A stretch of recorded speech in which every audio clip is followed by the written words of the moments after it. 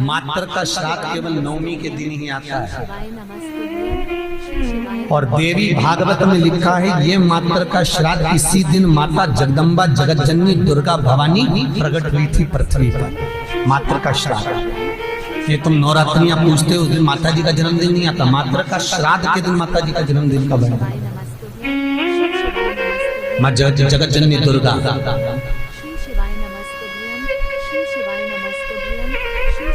मात्र का श्राद्ध किसी ने कृष्ण किया है, वो हम लिखकर लेकर आए हैं कि महाराज श्राद्ध पक्ष में हमें किसको भोजन कराना चाहिए। ऐसी कोई पुराण नहीं जिस पुराण में लिखा है कि स्त्री मरे तो स्त्री को ही भोजन करा।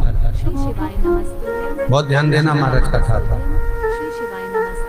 श्राद्ध पक्ष में कोई विडो स्त्री मर गई, कोई विधव्य नारी मर गई, विधवा स्त्री मर गई तो किसी विधवा को भोजन करा। कोई स्त्री चली गई तो उसकी जगह स्त्री को भोजन करा। आप चाहे मार्कंडे पुराण उठा लो, मनुस्मृति उठा लो, व्याघ्र स्मृति उठा लो, किसी भी पुराण में किसी भी शास्त्र में ये नहीं लिखा कि श्राद्ध का भोजन आप स्त्री को करो। हर पुराण में एक ही बात लिखी है कि ब्राह्मण वो जो पूजन करता है, ब्राह्मण वो जो गायत्री करता हो, ब्राह्मण वो जो भगवत भजन करता हो, ब्राह्मण वो जो मंत्र का जाप करता हो, ब्राह्मण वो जो नित्य प्रति संध्या करता हो, ब्राह्मण वो जो मंत्र का स्मरण करता हो, वेद और पुराण का ज्ञाता हो, ब्राह्मण वो जो भगवान की सेवा में तल्लीन रहता हो, ब्राह्मण वो जो कंधे पर जनेऊ धारण करता हो, ब्राह्मण वो जो मस्तक पर त्रिपुंड धारण करता हो, ब्राह्मण वो जो जिसके मुख से गायत्री का नित्य प्रति स्मरण होता हो, उसको भोजन कराने का श्राद्ध में हक है। अब ये भी समझ लो कि अगर स्त्री मरी तो स्त्री के श्राद्ध में क्या स्त्री को ही भोजन कराना चाहिए?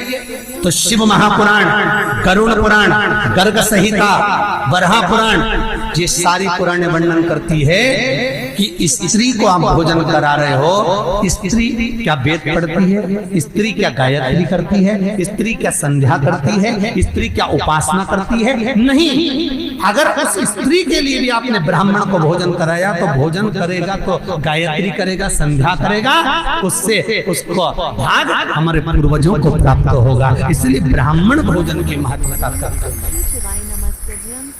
फिर दूसरा क्रम कहा गया, मान लो अगर कोई सौभाग्यवती नारी चली गई, सुहागन स्त्री चली गई, कोई पति के साथ सती हो गई, कोई ऐसी स्त्री गई है तो स्पष्ट कहा गया है महाराज, हमारे यहाँ मनुस्मृति में कहा गया कि अगर कोई सौभाग्यवती नारी चली जाती है तो उसको केवल स्त्री को भोजन नहीं कराना है, उसके साथ उसके पति को भी भोजन पर बुलाना है, तब भोजन के श्राद्ध का भाग प्राप्त होता है। नहीं तो वो स्त्री जिसका तुमने श्राद्ध करा है, केवल एक नारी को सौभाग्यवती को बुलाकर भोजन करा दिया, साड़ी दे दी, चूड़ी दे दी, बिंदी दे दी और वो चली गई, तो वो नारी साल भर में स्वप्न में पूरे घर पर दिखेगी, जरूर कभी भी दिखेगी, पर दिखेगी ये पक्का।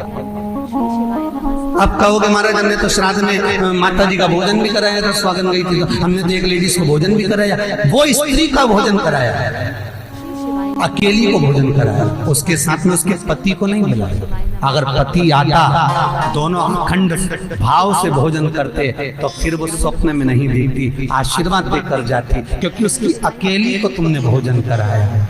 अकेली मनुस्मृति कहती है सुहागन स्त्री का जब श्राद्ध आता है तो उसके पति को भी जोड़े पर भोजन करने बुलाना चाहिए, अकेले नहीं। कल मात्र का श्राद्ध है। भारत की भूमि पर जितनी सुहागन स्त्रियां शांत होती हैं, जितनी कुंवारी बेटियां शांत होती हैं, जितनी भी स्त्रियां जिनकी तिथि भी याद नहीं है, वो शांत हो जाती हैं। नवमी तिथि उन मातृकाओं का श्राद्ध